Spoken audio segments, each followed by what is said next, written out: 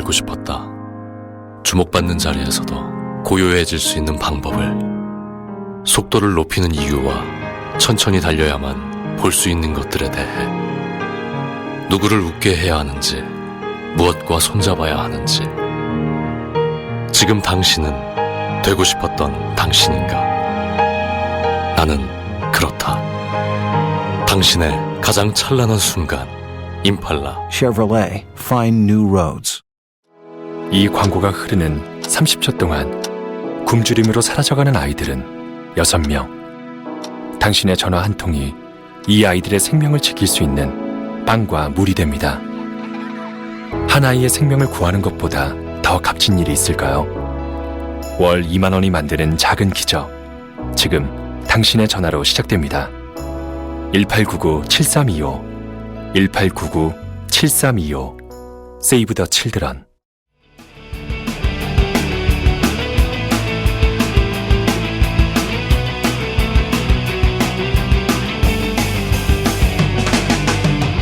살면서 누구나 한 번쯤은 궁금해하지만 아무도 정확히 알려주지 않는 주제들을 선정해서 얕게 한번 파보겠습니다. 지적 대화를 위한 넓고 얕은 지식, 줄여서 지대너볕 113회 영화 특집 지금 시작합니다.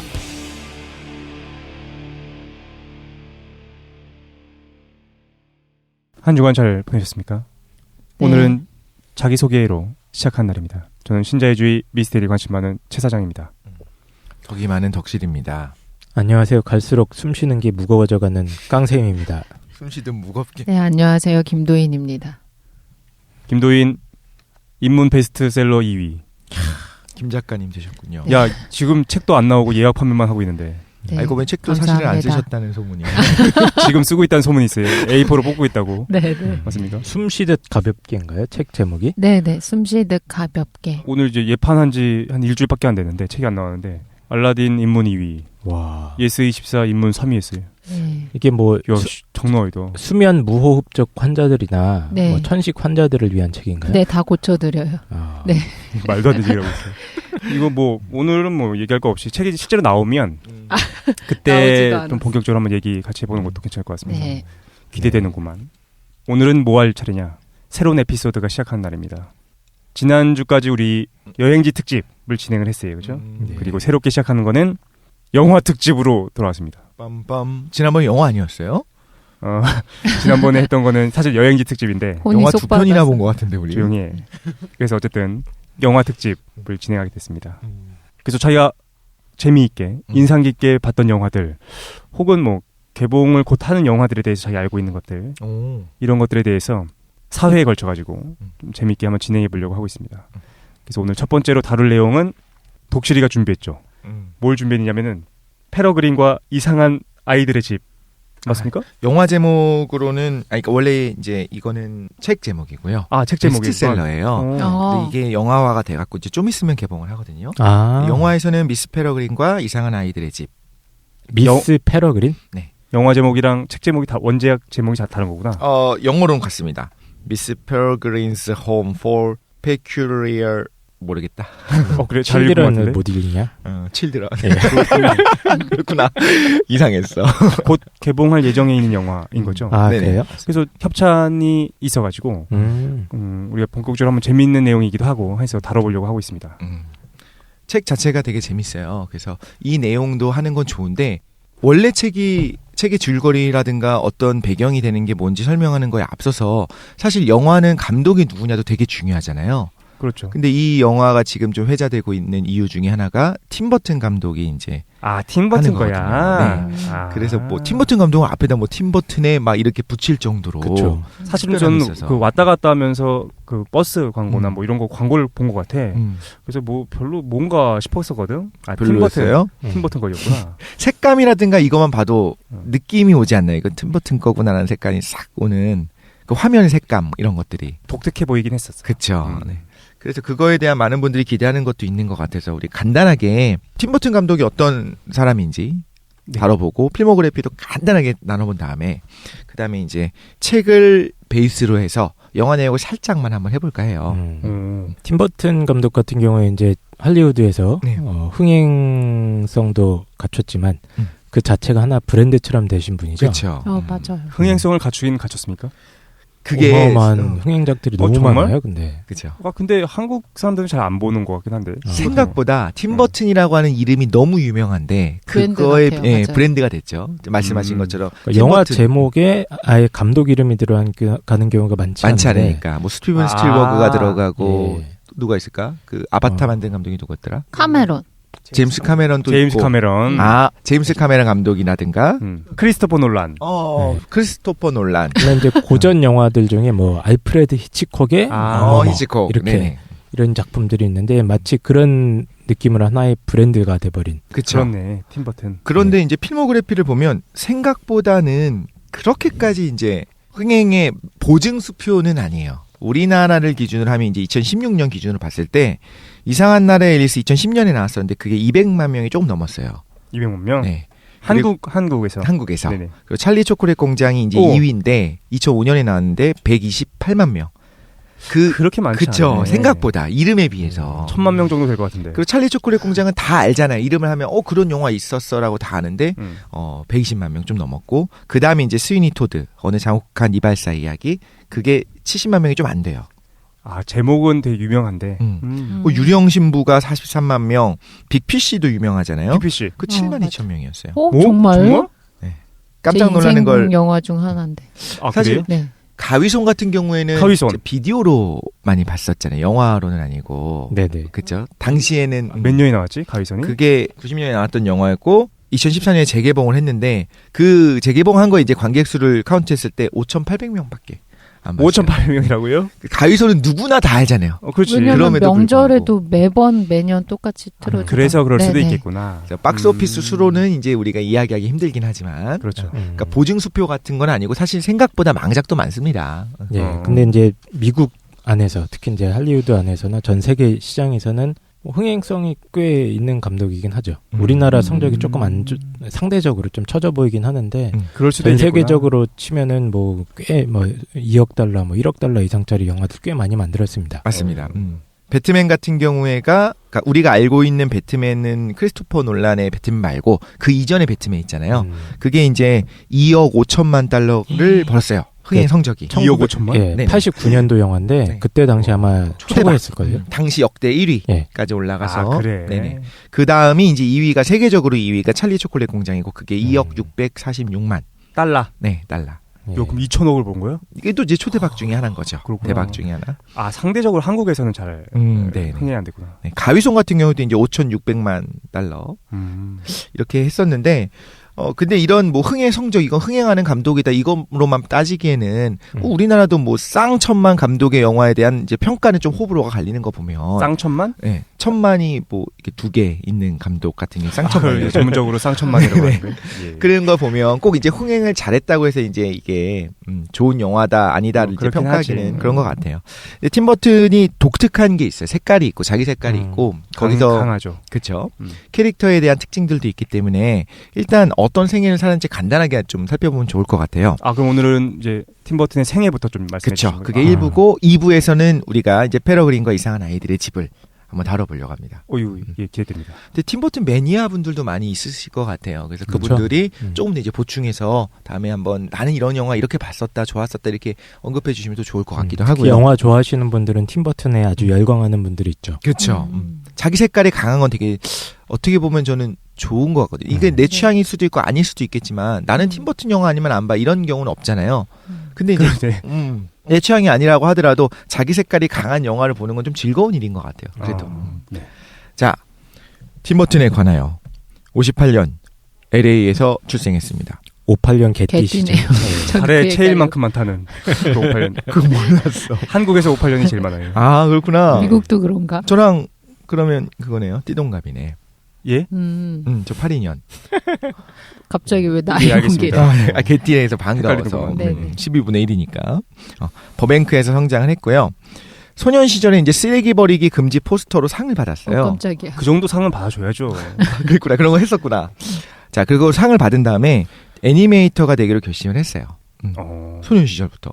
예, 팀버튼 같은 경우에 이제 어렸을 때를 회고하는 인터뷰들을 좀 보면은 자기 말로는 어렸을 때 상당히 불우했다, 우울했다라고 얘기를 해요. 근데 어렸을 때요? 가정 형편이 뭐 딱히 어려웠던 건 아닌데 굉장히 좀 평범한 미국 중산층, 백인 중산층 가정.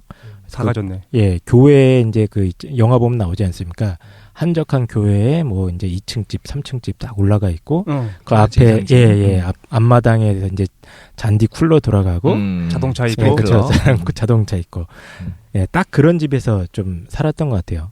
근데 근데 뭐가 이제- 불우해? 근데 자기는 독일 차가 없었어. 독일 차는 있어야죠. 그게 생애 아니라 첫 차가 미국 차였어. 그래. 미국 그래요. 중산층 가정의 어떤 미국 주류 사회의 가치관 네. 뭐 이런 것들이 굉장히 답답하게 느껴졌다고 합니다. 부모님들과도 별로 이렇게 사이가 안 좋았다고 그래요. 근데 이제 부모님이 딱히 나빴던 건 아니고 얘가 이상한 놈이야 약간.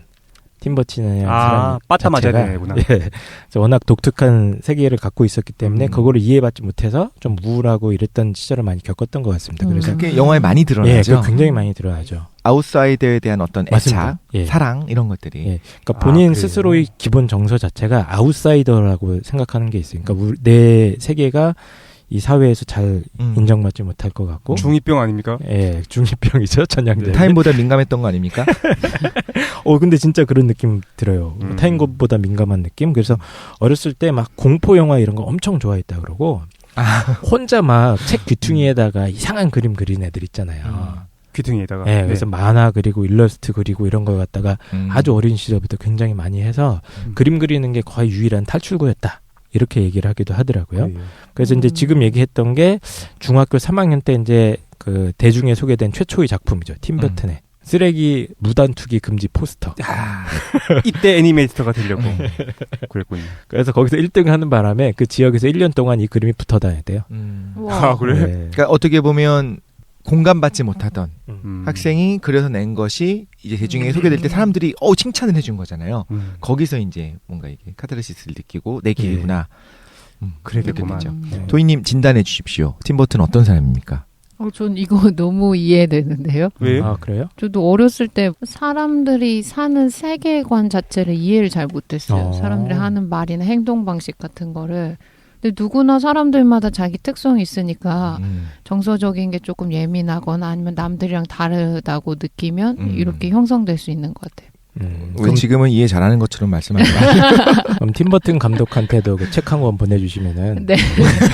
그래. 네, 네. 사실 나는 이런 사람들이 불편해. 그러니까 그때 예민한 사람들이나 그리고 자기가 독특함에 대해서 되게 추구하는 사람들 있잖아요. 근데 그럴 필요가 있나 좀 새도 들어. 팀버튼 감독 같은 경우엔 그런 자신의 특성들을 너무나 좋게 최대한 이제 표현한 게 되는 거 아닌가요? 그렇죠. 영화 영화로 감독으로서. 예술로 표현을 하게 되는데, 예, 그래서 어쨌든 미술적 재능이 굉장히 뛰어났던 거죠 어렸을 때부터. 그렇군요. 색채 감각도 예. 너무 그렇고. 그래서 아예 이제 그 디즈니 영화사 있지 않습니까? 예, 그 영화사에서 설립한 아트 스쿨 같은 게 있었나 봐요. 아, 네. 예, 그래서 캘아트? 캘아트, 캘리포니아 뭐 아트 인스티튜트 오브 아트인가 뭐. 예, 거기서 2년 동안 2 years. 애니메이션을 전공을 합니다. 아, 그래요. 예, 그래서 인터뷰에 따르면 그림뿐만 아니라 뭐 편집이나 촬영, 뭐 스토리보드 짜는 법 등을 되게 많이 배웠다고 그래요. 예, 거기서의 경험이 거기서 배웠구나. 크게 도움이 많이 됐다. 이런 얘기를 하죠. 그리고 또 이제 디즈니 스튜디오에 입사를 하죠. 예, 그다음에 졸업하고. 네. 그 여우와 사냥개, 컨트롤 이런 거의 작업에 참가를 하는데 우리한테 이제 익숙하진 않아요. 여우와 사냥개, 컨트롤 이런 거는 이제 팀버튼의 생애를 할 때 언급되는 정도인 거고. 네, 20대 초반이죠 이때가 팀버튼이. 23살에 이제 단편 애니메이션 데뷔작으로 이제 빈센트라고 하는 걸 발표를 합니다. 빈센트? 네, 그리고 그게 시카고 영화제에서 이제 수상을 하는데 영화 내용은 정말 간단히 얘기하자면 계기 영화 스타 빈센트 프라이스가 되고 싶다는 소년의 꿈을 그린 영화예요. 그러니까 이것조차 좀 이상해요. 보통 흔히 말하는 영화라고 한다면 독립영화 같은 경우는 또 이런 게 있을 수 있겠는데 최초 데뷔작이니까 그럴 수도 있겠지만 당시의 어떤 영화의 추세를 생각을 해보면 독특하잖아요. 괴기 영화 스타가 되고 싶어하는 소년의 꿈. 근데 이 괴기 영화 스타 빈센트 프라이스가 실제로 팀버튼이 어렸을 때 가장 좋아했던 배우 중에 하나였어요. 그래서 이 실제 하는 사람이 인물이구나. 미국 헐리우드에서 공포 영화에 항상 단골로 출연하는 그런 유명 배우였거든요. 빈센트 프라이스가 이제 그 자기의 어떤 자전적인 이야기를 이렇게 애니메이션으로 녹여냈던 거죠. 그래서 이때 당시가 이제 디즈니에서 일하던 당시였는데 팀버튼이 이때 인터뷰한 거 보면 정말 미쳐버린 줄 알았다. 이런 얘기를 합니다. 디즈니랑 별로 예. 안 맞은 거죠. 그때 당시 이제 디즈니 회사도 사실은 잘 나가던 때는 아니에요. 약간 아, 침체기에 아직은? 있던 때였고 그때 초대박이 있었었고 예, 그 예. 다음이니까 이제 예. 약간 침체기고 그런 상태였는데 정말 미쳐버려진 줄 알았다 이런 얘기를 합니다. 왜냐하면 거기서 일하는 게 자기한테는 이제 좀비 같은 공장 노동자 생활이었다는 거예요. 그래서 딱 출근하면 자기가 그리기 싫은 이상한 그림만 그리게 하는 거야. 예를 들면 이제 디즈니 특유의 어떤 귀여운 작은 동물들 이런 거 많이 나오지 않습니까? 예. 근데 정말 다르다. 자기는 막 이상한 해골, 막 거미 그림, 뭐 이상한 거 막 그리고 이러고 싶은데 자기는 거기에 더 맞는데 거기가 막 예쁜 그림만 그리게 하니까 나 귀여워 하는 캐릭터여야 돼. 디즈니. 예. 그 정도는 돼야죠. 그래서 팀 버튼이 하도 회사 생활하면서 이상한 그림만 그리니까 파트너를 아예 붙여줬다고 합니다. 근데 그 예. 파트너는 아주 작고 예쁘고 귀여운 동물만 전문으로 그리는 애. 그래서 둘이 이렇게 조인해갖고 좀 어떤 작업을 마음인지 하게 알 것 했는데 같아. 팀 버튼은 그것도 버티지 못하고 완전히 이제 둘이 서로 신경 꺼버리는 그런 상태로 꽤 오랫동안 일을 했다고 그러더라고요. 그래서 재밌는 일화가 있어요. 이제 84년을 마지막으로 이제 나오는데 프랑켄 위니라고 하는 단편 영화를 만들어요. 네네. 근데 그게 내부 심의를 받았을 거 아니에요? 디즈니에서. 네. 거기서 이제 역겹다는 평가를 받고 아예 방송은 잘려버리고. 평가 음. 역겹다. 그다음에 이거를 이제 만들었잖아요. 그 최종 작품을 감독을 줘야 될 거 아니에요. 그래서 만들었는데 연출을 했는데. 근데 이제 그걸 아예 안 줬다는. 네, 팀 버튼한테 아예 주지도 않고 아예 그냥 그 창고에 처박아둔 거죠. 이게 뭐냐 미친 거 네. 아니냐? 근데 뭐 하면서. 나중에 이제 팀 버튼이 뜨니까 뭐 비디오로 다시 발매도 하고 이랬다고 발매는 되게 하는데 됐어요. 예. 어쨌든 팀 버튼한테는 그때 당시 한 5, 6세 정도까지 굉장히 좀 암흑기 자기 인생에 있어서 그렇게 표현을 하더라고요. 사실 그런 게 있었네. 약간 뭐 니체식으로 얘기해야 되나? 뭐 니체 두 가지 구분하지 않습니까? 아폴론적인 것과 디오니소스적인 것. 그 두 가지로 맞아요. 구분해가지고 그런 게 있다는 거야. 논리적이고 정합적이고 아름답고 그런 걸 추구하는 그 어떤 서구의 정신이 있고 반면에 그 서구의 정신이 계속해서 억압해왔던 것이 디오니소스적인 거에 대한 얘기 하잖아요. 그래서 못생기고 못나고 비논리적이고 감정적이고. 네. 그러니까 어떻게 보면 팀 버튼은 디오니소스적인 것들에 대해서 지향했던 사람. 그렇죠. 볼 수도 있나? 예. 근데 당시의 미디어는 그렇지 않았어요. 받아주기 힘들었던 음. 상황이었던 거죠. 자, 그러다가 이제 나와서 피위의 대모험이라고 하는 이제 장편 영화를 만드는데 나름의 이제 대박은 쳤어요. 사실 500만 달러 제작비를 해갖고 4천만 달러의 수익을 얻었으니까. 근데 사실 뭐 큰 반응은 사실 없었다고도 얘기를 해요. 그러니까 이때가 이제 아예 디즈니를 나온 거야. 네. 때려치고 나와서 워너브라더스 있지 않습니까? 네. 예, 유명한 영화사. 예, 거기로 이제 데뷔를 했죠. 예, 이적을 해서 아. 거기서 장편 영화를 이제 찍은 거예요. 예, 그래서 첫 번째 이름이 뭐 피위의 대모험. 근데 네. 이때가 26인가? 25인가? 네네. 예, 되게 어릴 때입니다. 이때도. 그 다음 이제 우리가 아는 작품들이 조금씩 나오기 시작해요. 88년 뭐가 있었죠? 올림픽이요. 네. 그때 바로 비틀주스가 야, 비틀주스가 그렇게 오래된 거야? 네, 비틀주스를 그때 연출합니다. 그리고 89년에 이어서 배트맨, 세계 정말 최고 역대 1위 흥행작이었던 배트맨이 나오게 되죠. 이거 두 개를 이제 빵빵 터트리는 거예요. 88년, 89년에. 이때가 막 30살, 31살 이러니까 엄청 젊은 나이에 초대박 영화를 연이어서 계속 만드는 거죠. 그리고 바로 32살에 이제 90년에 1년 지나서 연출, 각본, 제작을 전부 다 했었던 가위손이 나오게 됩니다. 가위손. 완전 그때가 이제 정말 전성기가 야. 되겠죠. 가위손은 사실 저는 팀 버튼 영화를 그렇게 좋아하지는 않습니다. 그럴 것 같아요. 아, 나는 안 맞아. 근데 그 유일하게 너무나 좋아했던 영화가 가위손은 참 좋았어. 왜? 가위손은 내용이 참 정합적이에요. 그 첫 번째 얘기 소리 시작이 그거 아닌가? 할머니가 손녀한테 손녀가 물어봐. 할머니 눈이 왜 오는 거냐? 그때 할머니가 뭐라고 얘기하냐면은 저기 멀리 보이는 고성에서부터 눈이 내리는 거다라는 얘기를 해주거든요. 그러면서 아주 긴 얘기, 눈이 내리는 이유에 대한 얘기를 설명해주는 게 가위손에 대한 얘기야. 네네. 그러니까 고성에 어떤 과학자가 살고 있었는데 그 과학자가 마지막에 기계를 이제 인조인간 사람을 만들어 놓고서 죽어. 근데 마지막 순간에 손을 갈아 끼워줘야 되는데 그걸 못 해주고 그냥 죽는 거야. 그래서 손만 가위가 남아있는 상태에서 영원히 고성에서 사는 내용이거든요. 그러다가 그렇죠. 이제 화장품 외판원이 어쩌다 가가지고 그 가위손 에드워드죠 이름이 에드워드를 데리고서 마을에서 벌어지는 일에 대해서 다루고 있거든. 예. 그런데 이제 에드워드가 여러 가지 일해. 미용도 해주고 뭐 정원사 일도 해주고. 맞죠. 근데 가장 유명한 장면이 그거잖아요. 얼음 깎는 게 나와. 얼음을 가위로 막 조각을 하는데 그때 이제 눈인처럼 얼음 조각들이 날리거든요. 그거가 눈이 오는 거다라는 얘기를 해주는 거야. 그래서 그 에드워드가 아직도 고성에 살고 있고 그걸 통해 가지고 우리가 눈이 오는 이유를 알 수 있다. 예. 그 내용 해주는. 그 가위선 영화에 가위선이 사실 인조인간 같은 거죠. 그렇죠. 그러니까 네. 프랑켄슈타인 모티브 예, 그런 맞아요. 거기도 하고 팀 버튼은 이 영화를 되게 오랫동안 구상을 했었다고 합니다. 아 그래. 예, 그런데 원래 자기 흥행이나 이런 게 또 영화 속에서는 중요하니까 못 만들고 있다가 일단 비틀주스가 엄청 대박을 쳤거든요. 사실 저예산 영화로서는. 초대박. 예, 그리고 배트맨은 역대 흥행 1위를 찍습니다. 아, 당시 그래. 전 세계. 그러니까 이제 마음대로 만들 수가 있는 거야. 예, 그래서 이제 가위선을 만들었다 이렇게 된 거고 여기에 빈센트 프라이스라는 아까 그 자기가 좋아했던 우상이 출연을 합니다. 아 그래요. 예. 가위손 에드워드를 네. 만든 그 미치광이 과학자가 빈센트 프라이스예요. 아 그래. 예, 그래서 자신을 창조한 과학자인데 이 과학자가 좀 나이도 들고 그래갖고 그 마지막으로 에드워드의 손을 만들어주지 못했죠. 그러니까. 예, 그래갖고 가위를 대충 붙여놓고 나중에 만들어준다 했는데 예, 죽어버리고 그럼 이제 세상에 버려진 이제 소년 에드워드가 그 손 대신 가위가 붙어 있으니까 뭘 만지면 다 상처가 나잖아요.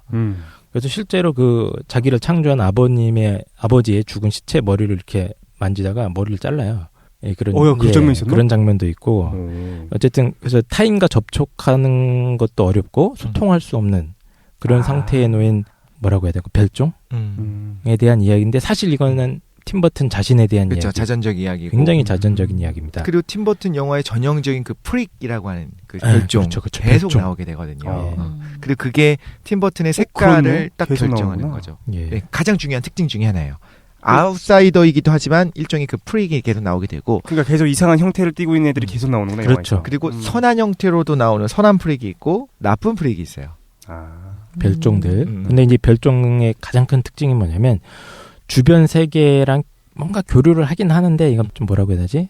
상투적으로 표면적으로만 하는 거고 사실은 굉장히 좀 고립돼 있고 외롭고 주변 세계로부터 단절돼 있는 그런 캐릭터. 이런 캐릭터들이 이 팀버튼 영화에서 굉장히 자주 등장을 합니다. 그렇구만. 예, 그래서 대표적인 캐릭터가 이제 에드워드. 에드워드. 예, 인 거고 또 이 영화 안에 사랑에 빠지는 위노라 라이더 나오지 않습니까 거기? 예? 이 영화에 아마 위노라 라이더라고 위노라 라이더라고 굉장히 위노라 라이더? 아름다운 배우가 등장하는데 그래요? 이제 여성 캐릭터들도 보통 보면 이제 다 고립돼 있고 뭔가 이 세계에 어울리지 못하는 마치 김도인을 연상시키는 그런 그래. 캐릭터들이 자주 등장을 해요. 김도희는 뭐 세상을 어울리지 못하는 게 아니라 세상을 이제 정복하려고 하는 거죠. 좀 차이가 있는 것 같습니다. 그러고 보니까 도희님은 이 영화 보셨었어요 혹시? 어떤 가위손이요? 아 저는 TV에서 반영하는 걸로 봤어요. 많이 그때 보지 TV에서. 그리고 그때는 그 초등학생이니까 맞다, 맞아요. 예, 예. 네네. 88년. 네네. 저 초등학교 때만 해도 막 극장 가는 게 흔한 일이 아니어가지고. 맞아. 네. 그렇다 진짜. 1년에 우레메 한 보러 번 갔었지? 갈까 말까. 네네. 나도 저도 우레메. 처음에 극장 가본 게 우레메. 우레메는 네네. 배트맨 보러 간 게 처음이었는데. 아, 그래요? 어우 정말 성숙했다. 기억이 나요, 그때. 큰 이벤트인 양 막 1년에 한 번 갔었던 거여서 그쵸. 전 TV로 봤었어요. 네. 음. 근데 그 가해손이 얼음을 조각하던 그 장면이 되게 강렬한 이미지처럼 지금도 머리에 새겨져 있어요. 굉장히 이미지가 좀 머리에 착착착 달라붙지 않나요? 네, 맞아요. 그랬던 것 같아요. 근데 지금 그 장면 뭐 유튜브나 이런 데서 보잖아요. 네. 가위질 하는 것과 무관하게 얼음이 너무 많이 뿜어져 나옵니다. 확 뿜어져 나와가지고 그게 눈에 자꾸 들어와요.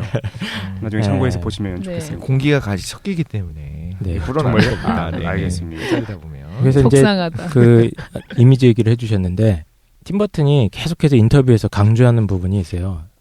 자기가 영화 작업을 하는 어떤 자기만의 영화 철학이나 이런 얘기를 할 때 항상 나한테 중요한 거는 비주얼이다.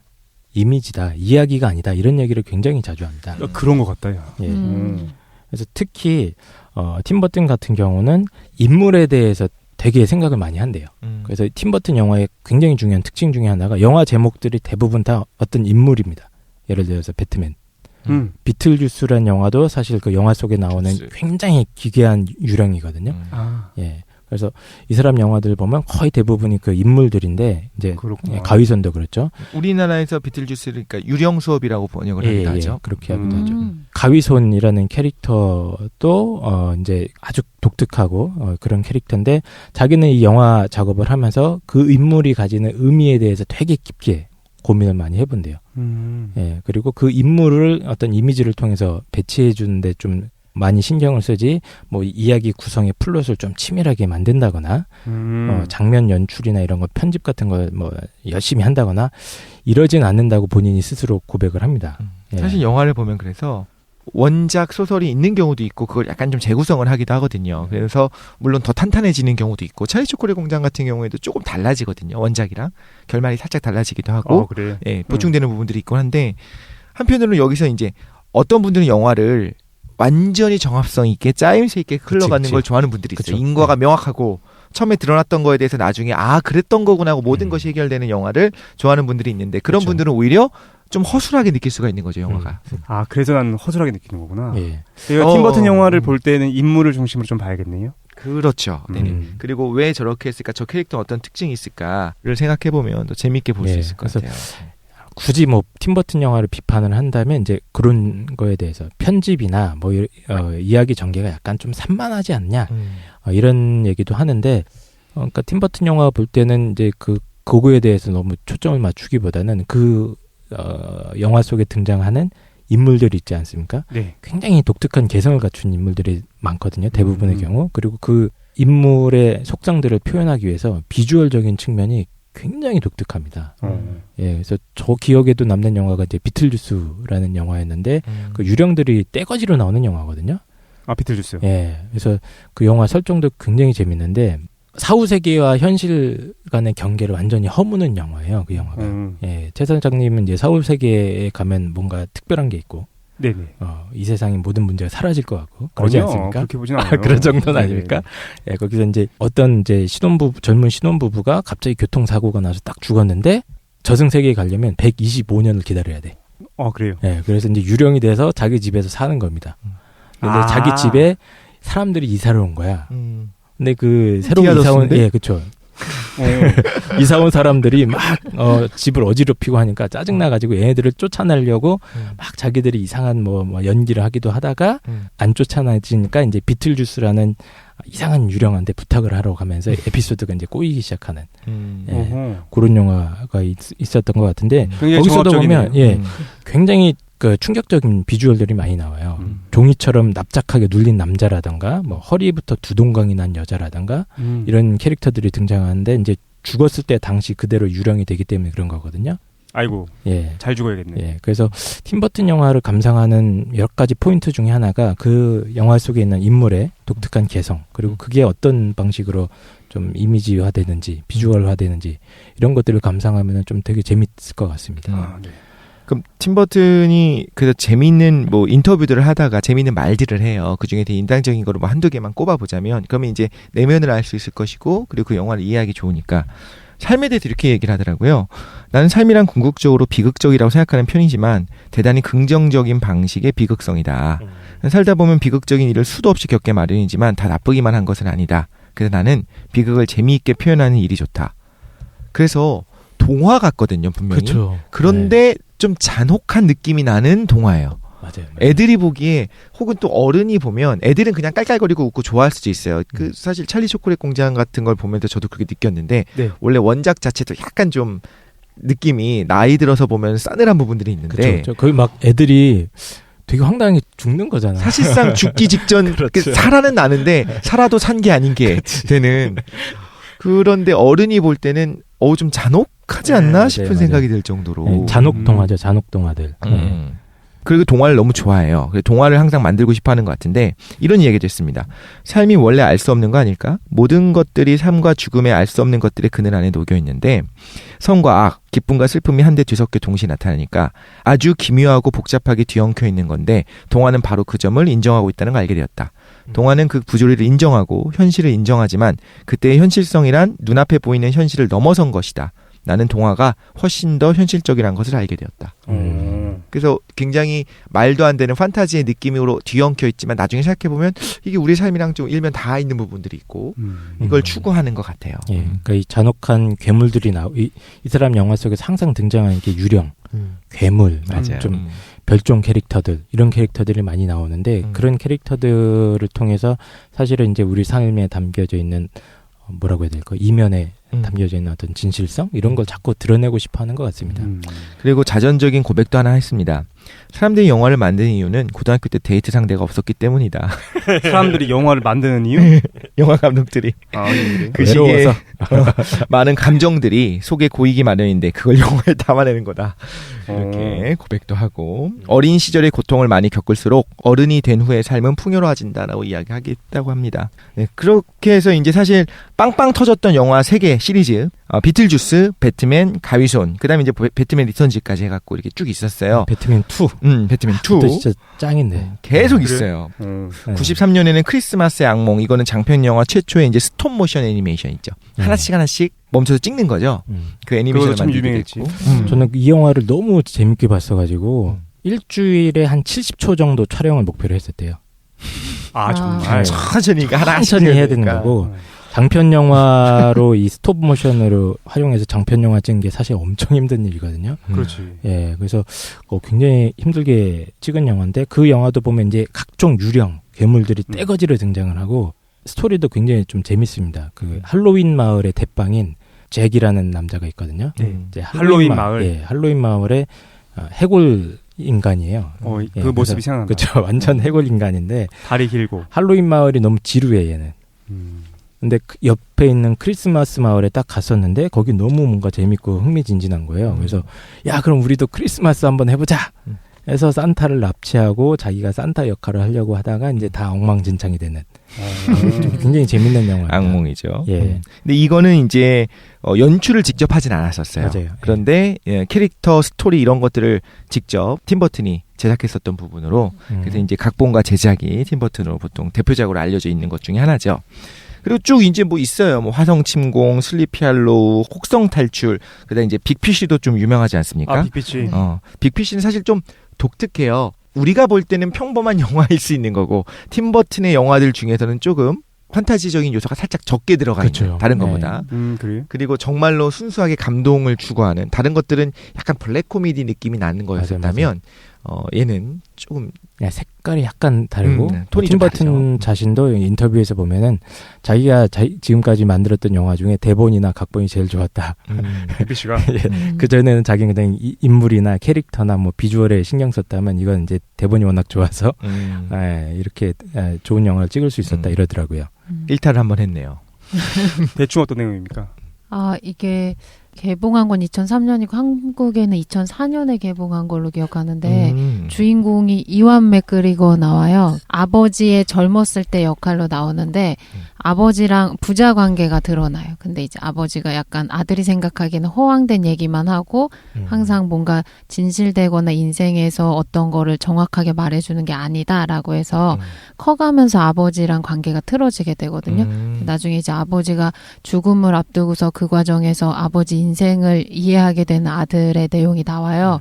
아버지가 뭐냐면은 자기 인생에 걸쳐가지고 말도 안 되는 막 여행을 해주는 이야기를 하는 거예요. 막 거인을 만났고 막 기괴하게 자기가 경험했었던 것들을 막 얘기해 주는데 아들 입장에서는 커가니까 그게 거짓말이거나 뭔가 허황됐다라고 생각하게 되는 거예요. 네. 근데 나중에 아버지가 했었던 체험들이 실제로는 그것과 비슷한 여행이었다는 걸 깨닫게 되고 아버지 죽음에 대해서 서로 이야기를 만들어주는데 가장 인상 깊었던 장면이 아버지가 어머니한테 고백할 때 전체적으로 수선화밭을 만들어서 노란 밭을 만든 다음에 고백하는 장면이 나와요. 그걸 많이 아마 이미지로 기억하실 거고 두 번째 제가 되게 기억에 남았었던 거는 아들이 이제 죽어가는 아버지한테 아버지가 어떻게 죽게 되는지를 이야기로 전해주는데 아버지가 자기가 여행하면서 만났던 정말 다양하고 신기한 사람들이 아버지가 죽음에 이르를 때 와서 막 축하해 주는 거예요. 온갖 인생에 등장했던 사람들이 다 나와서 그래서 아버지를 만나서 너무 기뻤고 행복했었다라는 하면서 작별하는 장면이 나와요. 거인들이 실제로 나옵니까? 네, 거인들도 나와요. 나도 기억나는 것 같아. 그래서 아버지가 상상해서 꾸며냈다라고 생각했던 캐릭터들이 다 아버지. 네네. 근데 전 그 마지막 장면 보통 죽으면 되게 슬프고 저희가 막 곡하고 막 애통해하고 이런 걸로 기억하잖아요. 그렇죠. 근데 어떤 한 사람이 인생을 마무리하는 시점에서 그 사람 인생에서 만났던 모든 사람들이 너를 만나서 참 좋았고 즐거운 인생이었다 이렇게 축하하는 모습이 굉장히 인상에 남았어요. 그래서 삶이라는 게 나중에 최종적으로 저러한 만남을 이뤄낼 수 있는 삶이면 정말 좋겠다라는 생각을 했었던 것 같아요. 어렸을 때. 그렇구만. 지금 얘기를 듣고 보니까 네. 깜짝 놀랄 정도로 사실 페레그린과 이상한 아이들의 집에 더 비슷해요. 아, 그래요? 근데 이거는 연출을, 그러니까 원작이 따로 있기 때문에 이제 랜섬 릭스가 지은 책이기 때문에 그렇지 않은데 네. 이따가 2부 때 한번 좀 자세하게 설명하는데 아, 예. 비슷한 내용들이 나오게 됩니다. 저 너무 궁금해요. 네. 그럼 이런 영화들이 있다가 뭐 그 이후에 유명한 것들이 있어요. 또 뭐 유령 신부 2005년에 나왔었고 그 유명한 찰리와 초콜릿 공장도 2005년에 나왔었고 스니토도 2007년 이렇게 쭉 나가게 되다가 이제 요즘 들어서는 사실 그다지 이제 흥행에 성공한 영화는 없었어요. 오히려 요즘 들어서는 그랬던 것 같아요. 네, 그렇죠. 뭐 다크 섀도우, 빅아이즈 뭐 이런 것들이 있었긴 했었는데 생각보다는 그러다가 2016년에 이제 미스 페레그린과 이상한 아이들의 집을 이제 연출한다는 이야기를 듣고서 사람들이 기대를 많이 하고 있고 사실 이 책 자체가 베스트셀러였기 때문에 우리나라에선 생각보다 많이 팔리진 않았었는데 상당히 많이 팔린 책이거든요. 실제로 미국에서는. 사실 이거 되게 우연한 기회로 책을 보게 됐었는데 이 내용이 영화화 된다고 했을 때 어떻게 될 것인가. 사실 영화를 굉장히 잘 시키는 감독들이 워낙 많아요. 이제는. 아까 뭐 제임스 카메론 감독이 했다고 하면 얼마나 스케일이 크게 나올까. 근데 소설 자체가 제임스 카메론 감독이 할 만한 소설이 아니에요. 당연히 스티븐 스필버그가 할 만한 책도 아니야. 누가 이걸 영화화시킬 수 있을까라고 한다면 제 생각에는 이 작가도 생각을 했던 것 같아요. 이건 완전히 정말 팀 버튼을 위한 소설이에요. 그래요? 나도 그 소설에서 그게 유명하다는 얘기는 들었거든. 사진이 나온다는 거야. 좀 괴기한 사진들이 실제로 들어가 있다는 거야. 소설 안에. 정말요? 처음 표지 자체가 좀 괴기스러워요. 그렇네. 그래서 그거 사진이 유명하다는 얘기만 좀 알고 있었어. 근데 독실히 읽었구나. 네. 한번 그러면 팀 버튼에 대한 이야기는 너무나 할 말이 많지만 우리가 시간 관계상 좀 여기서 줄이고 미스 페레그린과 이상한 아이들의 집으로 좀 넘어가 보면 어떨까 생각합니다. 오케이, 알겠습니다. 이제 2부에서 팀버튼의 신작 미스 페레그린과 이상한 아이들의 집. 네. 궁금합니다. 이 책이 원작인데 이제 미국의 영화 감독 겸 이제 굉장히 단편 같은 것만 살짝 만들었었어요. 사실 그 영화 감독 겸 작가인 랜섬 릭스의 첫 소설입니다. 첫 소설이에요 이게. 랜섬 릭스? 랜섬 릭스의 첫 소설이고. 네. 네. 그러니까 영화 감독 겸 소설가 이게 작가라고는 얘기하는데 실제로는 영화는 뭐 이렇게 단편 이런 거 만든 거였고 2011년에 출간을 했습니다. 그다음에 처음에는 뭐 반응이 처음부터 확 뜨겁던 건 아니에요. 근데 천천히 이제 잘 뜨다가 조금씩 뜨다가 뉴욕 타임즈 베스트셀러가 되고 2012년 4월에는 칠드런스 챕터에서는 1위까지 가게 됩니다. 어린이 분야? 네, 칠드런스. 근데 이게 칠드런스 책인지는 모르겠어. 요즘 책들이 그런가 봐. 약간 그렇고. 근데 원래 아이들 소설, 뭐 만화 이런 게 잔인하지. 그렇지 않나? 그죠? 어른들의 동화 뭐 이래서 다시 하면 저런 의미였어. 다시 보면 깜짝 놀라요. 그렇지. 근데 그런 것 같아. 왜냐면 어린 아이다 보니까 명백해야 되는 거야. 아픈 거, 안 아픈 거, 선악이 명백해야지 아이들한테는 그게 자극적인데. 어른들은 그 미세한 것들을 보잖아요. 그러니까 아주 조금만 건드려줘도 이해할 수 있는 거니까. 그래서 아이들께 좀 잔인한 게 아닌가라는 생각도 들어. 근데 얘는 모르겠어요. 요게 내용에 그게 좀 진한 부분도 있고 상처를 너무 정확하게 묘사를 해요. 이제 배에다가 찢어서 칼날이로 박혀 있다. 뭐 약간 이런 식으로. 아, 그래. 그런 것들이 보통 아팠다, 크게 다쳤다로 묘사되는 것이 아니라 좀 묘사가 진하긴 하더라고요. 알겠습니다. 그리고 이제 결국에 이제 베스트셀러, 뉴욕 타임즈 베스트셀러에 45주 동안 있게 됩니다. 그러니까 이건 대박이에요, 정말. 계속 오랫동안 있었던 이런 책이었었고요. 이게 아까 말씀하셨지만 이걸 한번 책을 보면 되게 재밌어요. 이제 표지 같은 거는 사진이 공개돼 있으니까 표지가 되게 기묘하고 몽환적이고 으스스해요. 저는 그 표지 보고서 약간 일본 영화 링 떠올렸어요. 약간 무서워요. 그 얘기하니까 좀 무섭다. 네, 섬찟해요. 나왔어 지금 사다코가. 네. 이런 못 보는 분들도 있을 텐데. 이거 공포는 아니잖아요. 조작된 사진 같은데. 공포물은 아니고.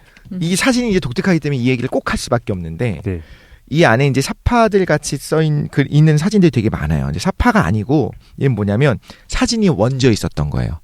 작가가 사진을 먼저 모았어요. 세계 각지에서. 그 다음에 이 그걸로 사진을 스토리를 쓴 거예요? 오리지널 사진을 사용해서 소설을 스토리텔링으로 만들어낸 거예요. 특이한 구성이네요. 그렇죠. 네. 소설을 먼저 만들고 적합한 사진을 고른 게 아니고 사진이 그렇다는 먼저 거예요. 있었다. 음. 그 약간 이제 취향이 팀버튼이랑 비슷했던 것 같아요. 팀버튼이 이걸 보고서 사실 이 책이 어떤 거다라는 빠져들었어. 평가를 먼저 안 받대요. 아. 근데 보고 난 다음에 이 사진에 완전 매료가 된 거예요. 자기도 그러면서 그렇지. 팀버튼이 뭐라고 이야기를 하냐면 이런 이야기를 해요. 작가의 컬렉션에 미치지 못하지만 나도 평소에 사진을 모은 터라. 팀버튼이 책에 수록된 사진들의 미스터리하고 시적이면서 으시시한 분위기가 마음에 쏙 들었다. 이야기가 있는 사진들이 분명한데 뭔지는 알 수 없는 그런 분위기다. 그래서 상상력을 발휘해서 직접 이야기를 만들어보게 한다. 그런 방식으로 구성한 책이라는 사실이 독특해서 관심이 갔다. 이렇게 얘기하더라고요. 두 덕후가 만났네. 그렇지. 예. 그러니까 이렇게 이 멘트만 보면 사진이 뭔가 어마어마하고 그럴 것 같잖아요. 근데 그런 건 아니고 그냥 흑백 사진 조그만 건데 네. 뭐 목이 없는 사람이라든가 아니면 이상한 두건을 쓰고 있는 쌍둥이 아이란가 뭐 그런 얼굴은 사람 몸은 이렇게 분위기가 약간 이제 으스스하고. 으스스하고 흑백이라서 네. 흑백이라서 더 그런 것 같아요. 그런 어? 사진들이 몇 개 있어요. 이거 휴가철에 막 날 더울 때 공포 영화 많이 보시는데 이 책 보시는 것도 좋을 것 같아요. 그 정도까지는 아닙니다. 그래요? 네. 제가 지금 눈이 안 보여서. 오히려 너무 겁먹으실까봐 좀 단적으로 말씀을 드리자면, 그러니까 무서운 건 아니에요. 무서운 건 아니고 무섭진 않아. 약간 그러니까 묘해 느낌이. 그치.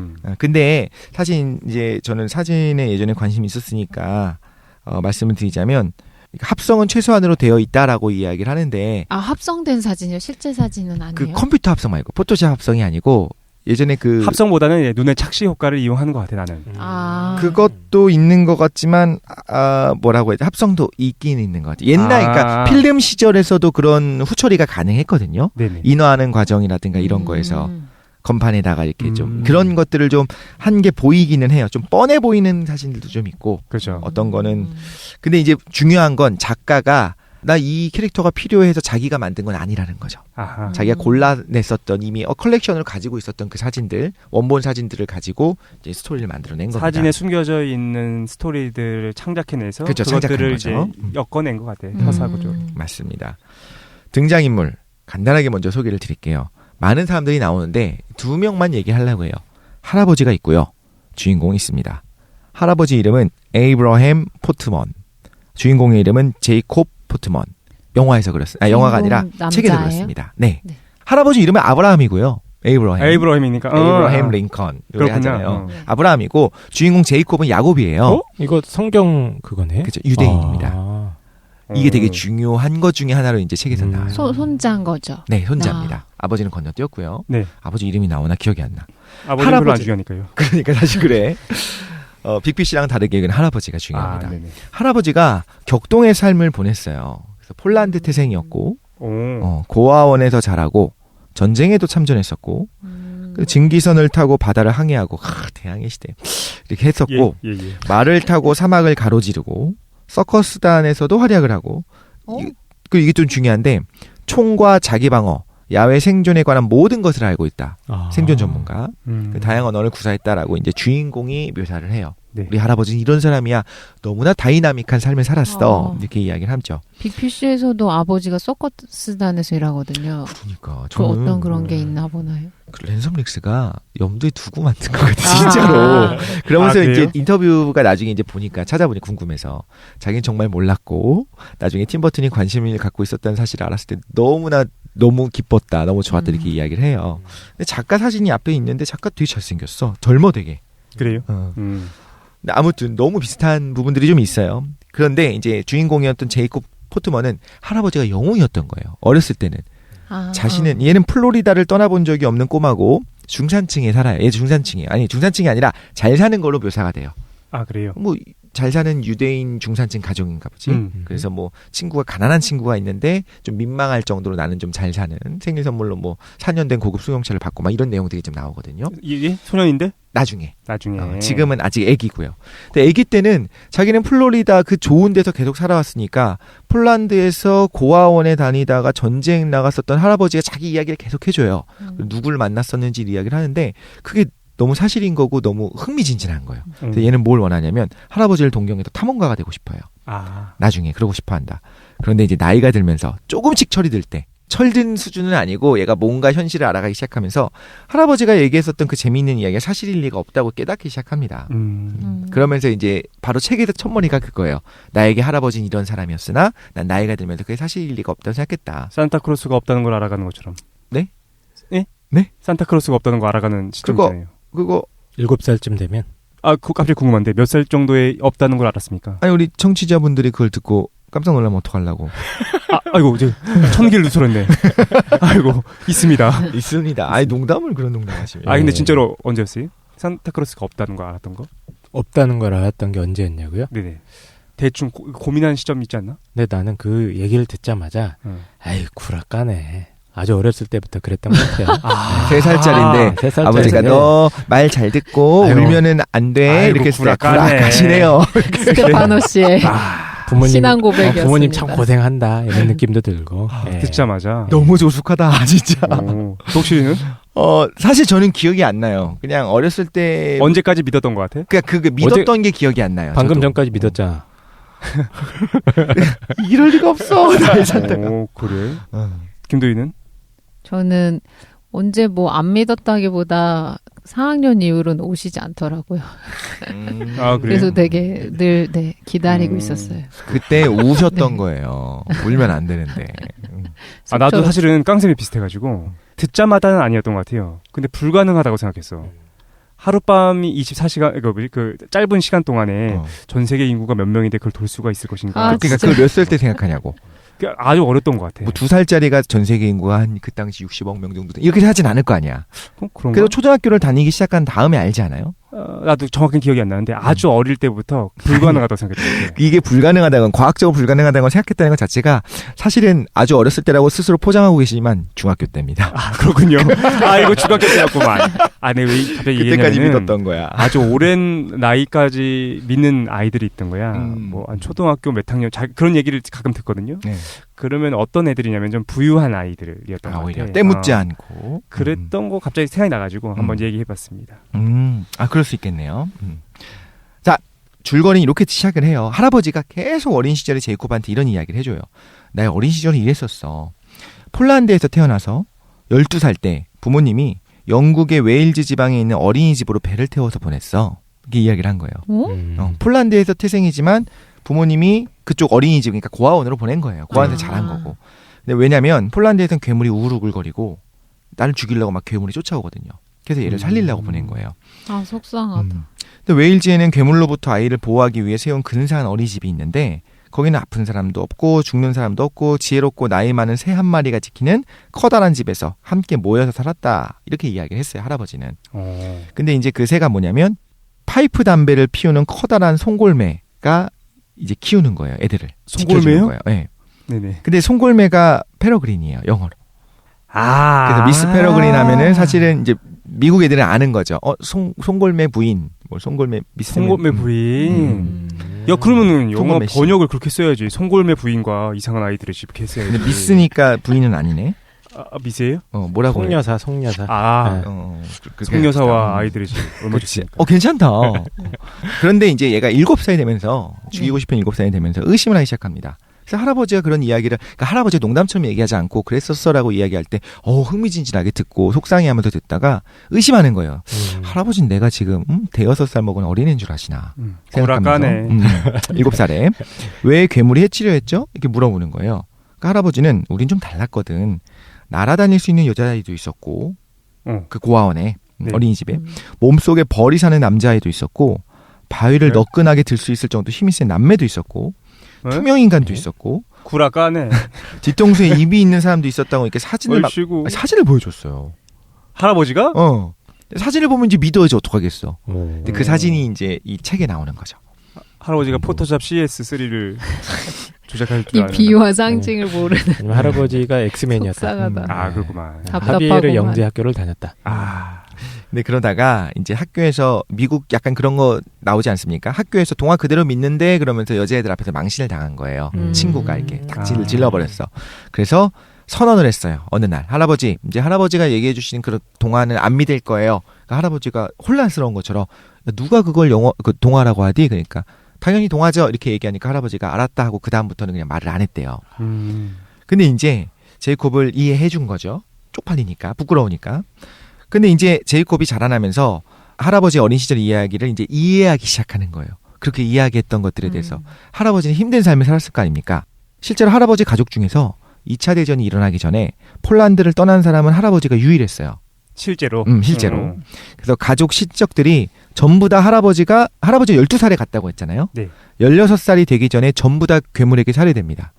그럼 얘는 이제 이해를 하는 거예요. 아, 괴물이면 독일인을 얘기하는 그렇지. 거구나. 폴란드의 유대인이었으니까 할아버지 입장에서는 그런 막 이런 괴물들이 쫓아와서 냄새 나고 굉장히 괴기스럽게 생긴 애들이 우리를 죽이려고 한다고 했던 것이 사실 제복 입은 군인들이었을 거고 그 당시 어떤 트라우마와 어린아이의 눈에서는 그걸 괴물로 이제 묘사하지 않았을까 부모가 이제 이해하기 시작하는 거예요. 그러면서 전쟁 고아들이죠. 사실 전쟁 고아들이 모여져 있었던 웨일즈의 섬이잖아. 영국으로 당시 유럽에서 영국으로 많이 도망갔어요. 네. 그렇죠? 영국만이 이제 히틀러의 치하에 들어가지 않았었으니까. 그래서 이제 섬의 어린이집을 낭만적으로 여긴 것도 이제 이해가 가는 거예요. 그 애들 입장에서는. 그래서 또 얘 뭐라고 했냐면 남과 다르게 우린 좀 달랐거든. 그래서 괴물이 쫓겼다고 했잖아요. 그것도 이제 유대주의적인 생각인 거예요. 유대인 우리는 남들과 달라. 그래서 죽이려고 한 걸 거야. 그리고 아이들이 막 하늘도 날고 막 이런 놀라운 능력이 있다고 묘사했던 것도 그 게토 유대인 저주 기억이라든가 가스실을 이제 피해서 살아남을 수 있었잖아요. 그게 사실은 놀라운 능력인 거죠. 근데 이렇게 이해를 해요. 할아버지를 깊이 있게 이해하게 됐어요. 몇 살에? 이제 자라나면서 점점. 자라나면서. 그러다 이제 16살에 시작됩니다. 이 책은요. 현재는 16살이에요. 그렇구만. 이제 16살 소년이 어느 날 이제 할아버지가 나이가 들면서 이제 치매가 시작되고 이제 망상이 막 시작돼요. 그래서 예전에는 그냥 옛날에 그랬었단다라고 설명을 해줬었는데 진짜로 실제한다고 믿기 시작하는 거야, 그 괴물이. 그 괴물이 날 쫓아오려고 하는 것처럼 생각을 해요. 할아버지가. 네. 그래서 할아버지는 평생 뭘 했냐면 총기를 항상 모았어요. 언제나 그 괴물이 오면 나는 그 괴물과 싸워서 이겨야 돼. 너를 지켜줘야 돼. 그러면서 캐비넷에다가 엄청난 무기들, 총기들을 다 가득 이렇게 집어넣는 컬렉션이 있거든요. 근데 할아버지가 치매가 걸리면서 실제로 괴물들이 쫓아오려고 한다고 생각하니까 아버지가 걱정이 될 거 아니에요. 총기 사고라도 나면 어떡해. 네. 그래서 그 모든 무기들을 캐비넷에 넣고 잠궈버려요. 아버지가. 네. 그리고 그 열쇠를 숨깁니다. 근데 어느 날 할아버지가 전화를 해요. 그래서 캐비넷 열쇠 너 아냐고 빨리 달라고. 그놈들이 날 찾아냈다고. 진짜 오고 있다고. 근데 나 뭐 어쩌라는 거냐. 뭐 과일 칼, 뭐 빵칼 이거로 걔네들 상대하겠냐. 괴물들 오는데 빨리 내놔. 얘 너무 속상한 거예요. 그렇지. 내가 너무나 사랑했던 할아버지가 사실 전쟁이 끝났는데 군인들이 온다고 하는 그런 걸 생각하니까. 아무튼 그게 좀 심하니까 이제 할아버지의 상태를 보려고 이제 방문을 하게 됩니다. 네. 그런데 갔더니 제이콥이 갔죠. 오케이. 친구랑 이제 가는데 할아버지가 큰 상처를 입고 저 뒤쪽에 뜰 같은 게 저 뒤쪽에 이제 있거든요. 큰 나무들이 있고 숲에 뒷마당. 뒷마당은 아니고 이제 숲이 뒷산, 들어갔더니 뒷산. 네. 거기 쓰러져 있는 거예요. 할아버지가. 그래서 갔더니 너무 큰 상처를 입었어. 배에. 돌아가실 것 같대. 그거를 보고서 이제 너무 속상하면서도 뭔가 이상한 습격을 당한 거지, 말하자면. 네. 그래서 할아버지가 뭐라고 이야기를 하냐면 여기는 안전하지 않으니까 섬으로 가라. 그 새를 찾아라. 루프 안에서. 송골매 찾아라. 네, 새를 찾아라. 루프 안에서 찾으라 그러고 노인의 무덤 건너편에 있다. 루프? 얘기를 하고. 예.